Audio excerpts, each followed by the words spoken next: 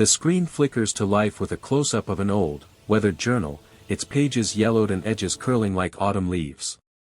A trembling hand traces the words scrawled on the cover, "Don't forget me." A voice, soft yet heavy with unspoken grief, whispers, "What if the person you love most forgets who you are?"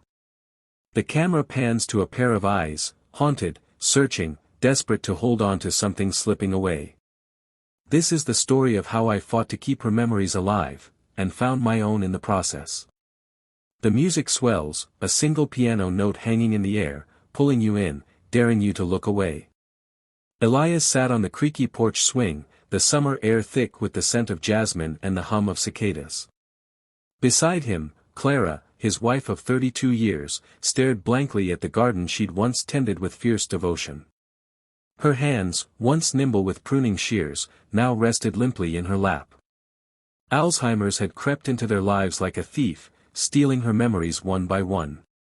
At 61, Elias felt the weight of time pressing against his chest. He wasn't ready to lose her, not like this. 3 years ago, Clara's diagnosis had shattered their quiet life in the small town of Willow Creek. At first, it was small things, misplaced keys, forgotten names, a recipe she'd made 1,000 times suddenly foreign. Elias laughed it off, blaming age, but the truth clawed at him. When she forgot their anniversary, the day they'd danced under a starlit sky at 25, he knew. The doctor's words were clinical, cold, early-onset Alzheimer's. Progressive. No cure. Elias refused to accept it. He scoured books, websites, and support groups, clinging to every shred of hope. He started writing down Clara's memories in a journal, the one he called the Memory Keeper. Every story she told, her childhood dog, the time they skinny dipped in the lake, the way she cried when their daughter, Lily, was born, he captured it, desperate to preserve her essence. But Clara's moments of clarity grew rarer, like stars fading at dawn. One evening, as the sun dipped below the horizon, Clara turned to him, her hazel eyes briefly sharp. "Elias, promise you won't let me forget us." Her voice cracked, and he felt his heart splinter. "I promise," he whispered, though he didn't know how to keep it. The challenge was clear: how do you hold on to someone who's slipping through your fingers? Elias decided then, he'd fight for her memories, even if it meant reliving every painful moment of their life together. Elias began his mission with relentless determination. He turned their home into a shrine of their shared past. Old photographs lined the walls, their wedding, Lily's first steps, vacations to the coast where Clara collected seashells. He played her favorite songs, Ella Fitzgerald and Nat King Cole, hoping the melodies would spark something. Sometimes, they did.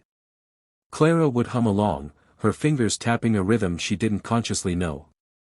But other times, she'd stare at the photos, her brow furrowed, as if trying to solve a puzzle with missing pieces. The hardest days were when Clara didn't recognize him. "Who are you?" she'd ask, her voice tinged with fear. Elias would smile, hiding the ache, and say, "I'm the guy who loves you, Clara. Always have." He'd read from the journal, recounting their first date, a picnic ruined by rain, how they laughed and kissed under an oak tree. Sometimes, her eyes would soften, and she'd nod, as if a fragment of memory surfaced. But the moments were fleeting. Their daughter, Lily, now 28 and living in the city, came home when she could. She tried to help, but the sight of her mother's fading mind broke her. One night, Lily snapped, "Dad, why do you keep doing this? She's not coming back." Elias didn't answer. He couldn't.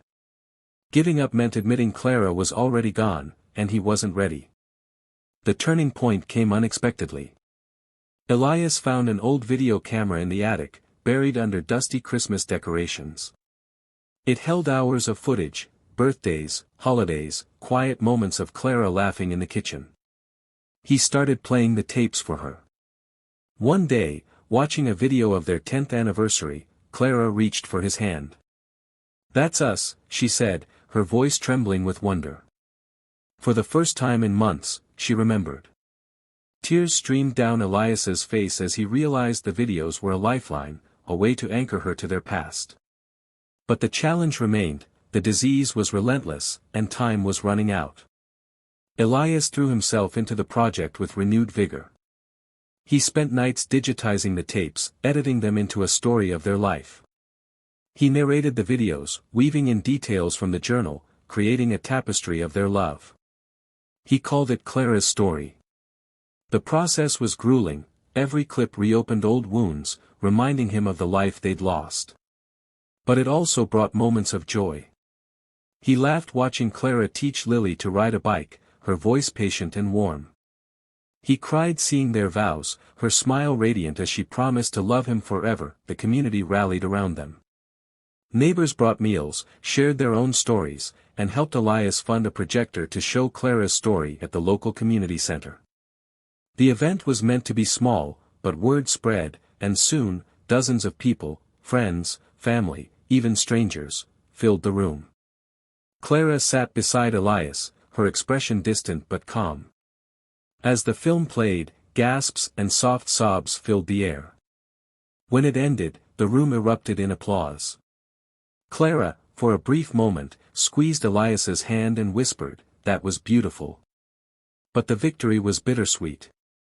The disease progressed, and Clara's lucid moments dwindled.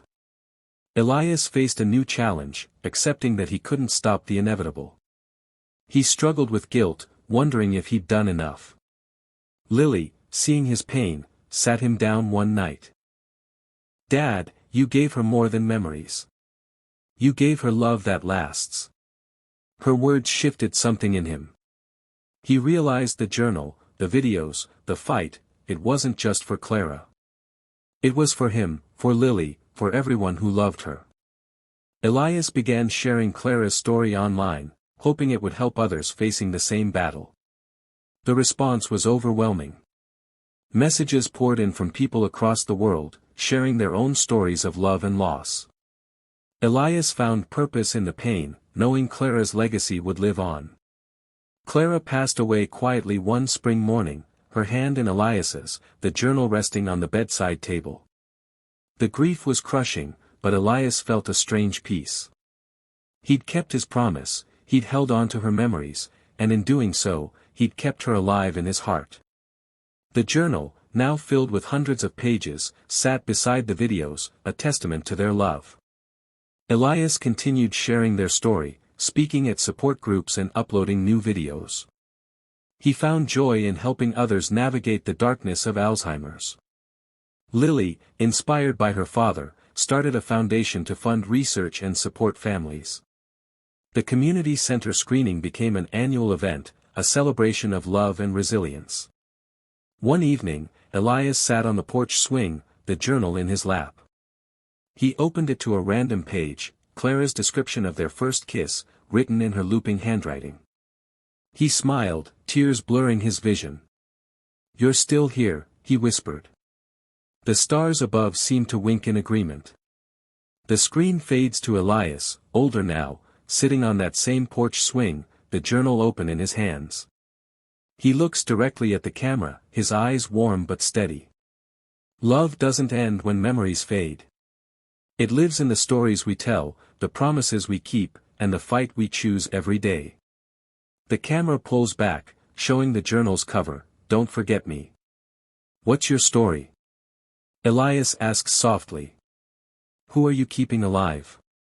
The music swells, a gentle piano melody, as the screen fades to black, leaving you with a question that lingers long after the video ends: what will you do to hold on to the ones you love?